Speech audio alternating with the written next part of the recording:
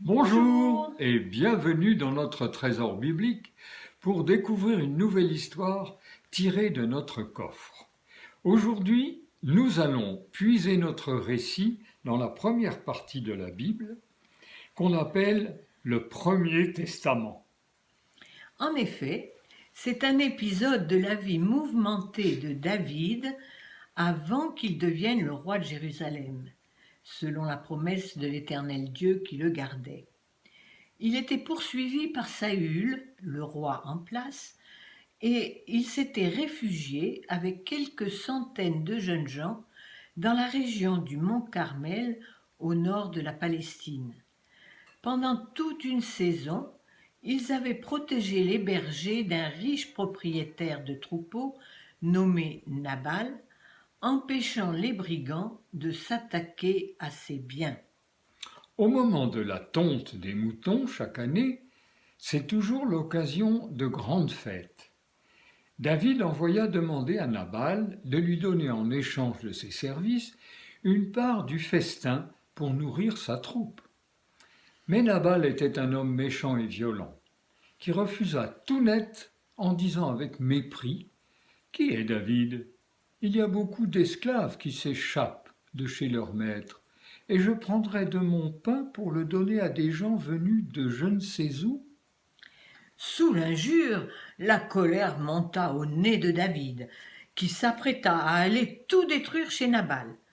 En l'apprenant, Abigaël, la femme de Nabal, qui n'avait pas assisté à la demande des serviteurs de David, s'empressa de rassembler de nombreuses provisions pour les porter en cadeau à David à l'insu de son mari.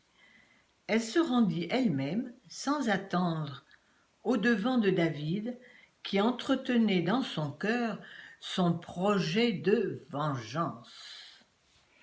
Comment se passa l'entrevue entre cet homme rempli de colère et de désir de meurtre et cette femme courageuse venue réparer la faute de son mari? Abigaël se jeta aux pieds de David en disant « À moi la faute, mon Seigneur, à moi seule !» Elle avouait ainsi n'avoir pas été présente lorsque son fou de mari, c'est le sens du mot Nabal, avait renvoyé les serviteurs de David.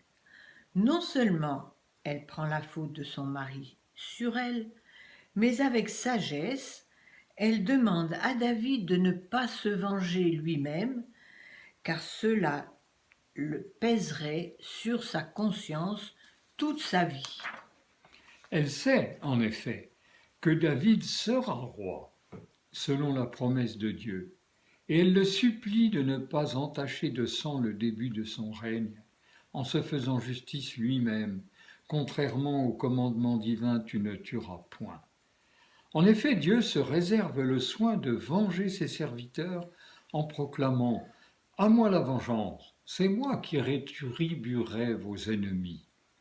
Si David accordait son pardon, Abigaël l'assurait qu'il garderait aussi la faveur de Dieu sur son règne.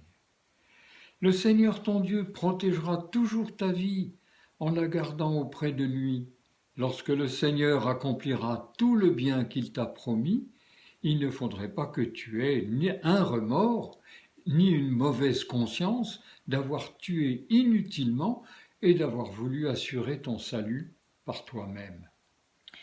David reconnut alors la grande sagesse d'Abigaël, que Dieu lui avait envoyée pour l'arrêter dans son projet de meurtre. Il la remercia pour son bon sens de l'avoir, je cite, empêché d'arriver au crime et d'assurer sa vengeance ou son salut par lui-même. Il accepta des cadeaux d'Abigaël et lui dit « Retourne chez toi en paix. J'ai entendu ta supplication et je l'accueille favorablement. » Et l'histoire ne s'arrête pas là. À son retour chez elle, Abigaël trouva son mari en train de festoyer complètement ivre. Elle attendit le lendemain pour lui raconter ce qu'elle avait fait et obtenu de David. Comment a réagi Nabal? Eh bien, figure-toi qu'il en a fait une crise cardiaque Ah, et qu'il décéda au bout de 8 jours. Quand David l'apprit, il demanda à Abigaël de devenir sa femme. Elle s'inclina avec humilité en disant: Voici, ta servante sera une esclave pour laver les pieds des serviteurs de mon Seigneur. C'est ainsi qu'elle devint la femme de David. quel bel hommage rendu à une femme avisée à une époque patriarcale où les femmes étaient tenues à l'écart des affaires. Par bien des détails, Abigaël préfigure la personne et l'œuvre de Jésus et de l'Esprit Saint. Tout d'abord, elle a la même humilité que Jésus, lavant les pieds de ses disciples Oui. avant sa passion. Mhm.